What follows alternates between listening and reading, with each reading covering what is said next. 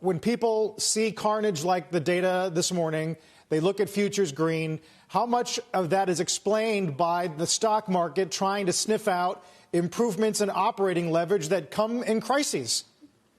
Yeah, I think that's part of it. Right now, of course, we're seeing profit margins implode because that's what they do in recessions. And this is a depression-like recession that's very concentrated probably in the first, second, and third quarters.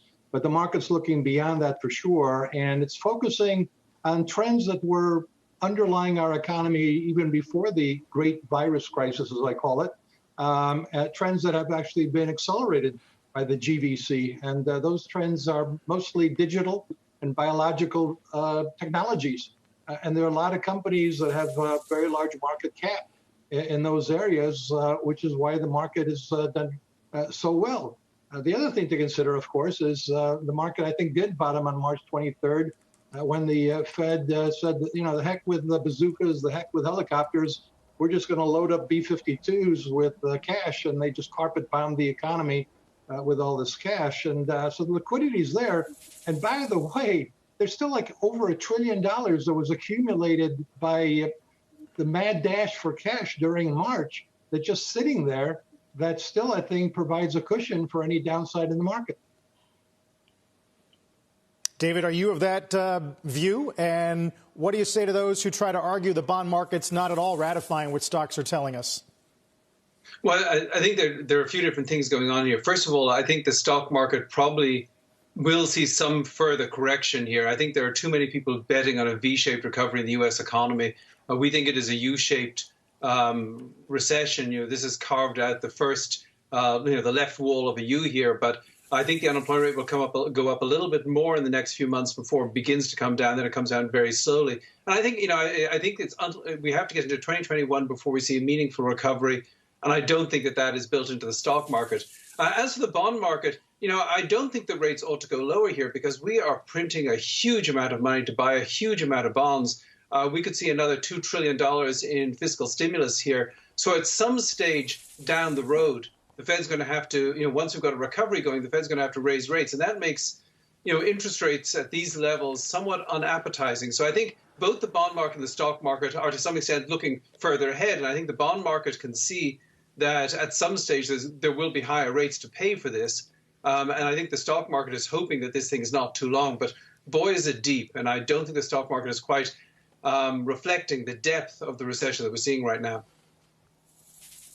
David, on the broader economy, if I recall from our many conversations through the years, CapEx is something that you have certainly focused on, at least in part. I know we're a consumer-led economy, but we've had a parade of CEOs come on our air virtually every day, all of whom are cutting their CapEx, some very significantly. The numbers, I'm sure, are amounting to a fairly large overall number. What impact does that have, and sort of how do you see that playing out?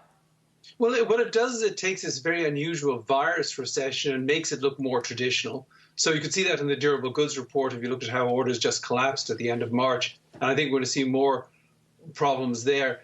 So it does extend this. It means that that the Federal Reserve, and particularly the federal government, have got to try to re-engineer a recovery in the economy simultaneous with a getting past the virus situation. It's not, if this was very short, it was just about the virus, you could just focus on leisure entertainment, get that back up and going, and you're fine. But now, unfortunately, because of the deeper recession, the global recession, you are seeing these problems with CapEx. I think you're going to see problems with profitability, companies going bankrupt.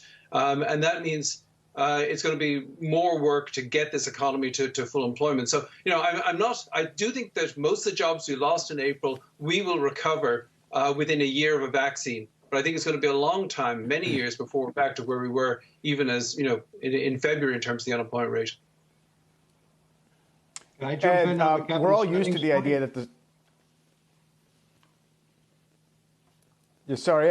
we're all used to the idea that the stock market looks ahead, it tries to figure out where earnings are going and can kind of try and get through this trough period. Also that the market kind of rotates toward the areas that are more resilient. That's all been going on. But overall earnings, when do you think S&P earnings can get back to last year's levels? We're looking at something maybe like an 18 or 20% decline calendar year 2020. When do they go back, and what does that mean for the valuation of the overall market? I think they could get... David? Sorry. Sorry about that. Go ahead, David. All right, let me take this one first, and then Ed, perhaps you use on it. Sure. I think that we're not going to make it in 2021. I think that 2021 will be the first year of recovery from the virus, but I think there is a good chance in 2022. I think that at that point, businesses will be able to ramp up their margins, hold wage costs down, hold interest costs down. So I think if by 2022 we can get back to where we were in 2019, that's what makes these stock market valuations seem not ridiculous here. So I do think it's possible, but not next year. I think we'll have to wait one more year. Can I jump in now? Morgan Stanley yesterday. Ed, Morgan Stanley did a survey of CFOs and COOs yesterday about the second half, and they asked about top priorities. Number one was maintain investment in technology, 54%. And maintaining employee count was much lower at 33%. Is that going to drive your stock selection?